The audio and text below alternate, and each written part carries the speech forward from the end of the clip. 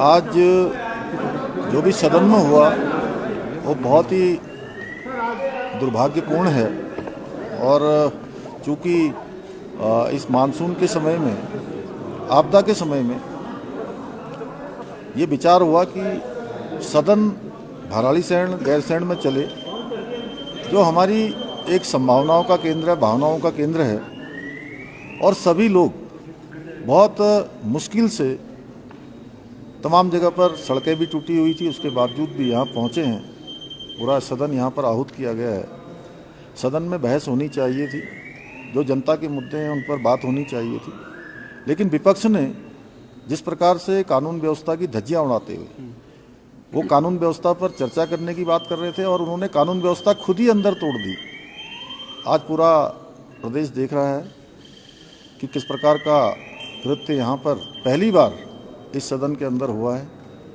हम तो सदन चलाना चाहते थे, और पंचायत चुनाव में भारी जीत भारतीय जनता पार्टी की हुई है।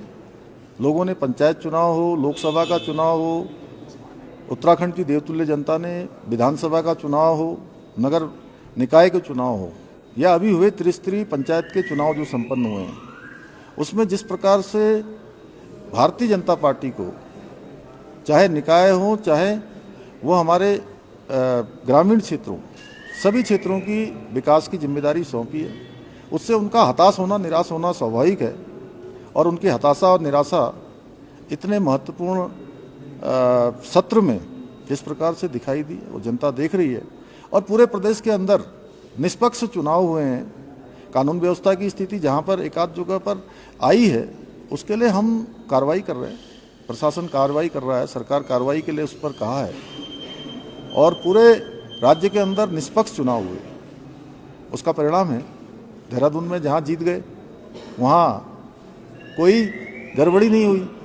बाजपुर में जो यशपाल आर्या जी का विधानसभा क्षेत्र है, वहाँ ब्लॉक प्रमुख का चुनाव जीत गए, वहाँ कोई गड़बड़ी नहीं हुई है। और जैसे पूरे देश के अंदर इनकी पार्टी की परिपाटी बन गई है कि जहाँ ये हारते हैं वहाँ अपने फेस सेविंग के लिए कभी ईवीएम का सहारा लेते हैं, कभी चुनाव आयोग पर ठिकरा फोड़ते हैं, कभी प्रशासन पर फोड़ते हैं, कभी सरकार पर फोड़ते हैं, कभी वोट चोरी की बात करते हैं। भली भांति लोग जानते हैं कि इनके कालखंडों में किस प्रकार से वोटों की चोरी हुई है।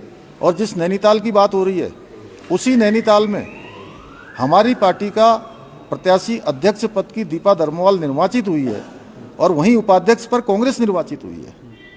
अगर ये निष्पक्ष चुनाव नहीं हो रहा होता तो दोनों ही पद जो है भारतीय जनता पार्टी के होने चाहिए। वीडियो रिकॉर्डिंग हुई है, निर्वाचन आयोग के जो भी निर्देश हैं या जो भी उसकी गाइडलाइन है, उस गाइडलाइन के अनुरूप सारे काम हुए हैं। तो यहाँ पर सदन में चर्चा होनी चाहिए थी। हम चर्चा के लिए तैयार हैं, हमने पूरी तैयारी के साथ हम आए थे। पक्ष हो विपक्ष हो, हमको राज्य के लिए काम करना है, राज्य को आगे बढ़ाने के लिए काम करना है। हमारा राज्य देश का श्रेष्ठ राज्य बने, उसके लिए काम करना है। लेकिन आज विपक्ष ने जिस प्रकार से यहाँ पर मेजें तोड़ी हैं, विधानसभा अध्यक्ष के सामने जिस प्रकार से कागज़ के पुतले बना के फेंके हैं, वो बहुत ही दुर्भाग्यपूर्ण है। सर, आगे कुछ होगी कार्रवाई?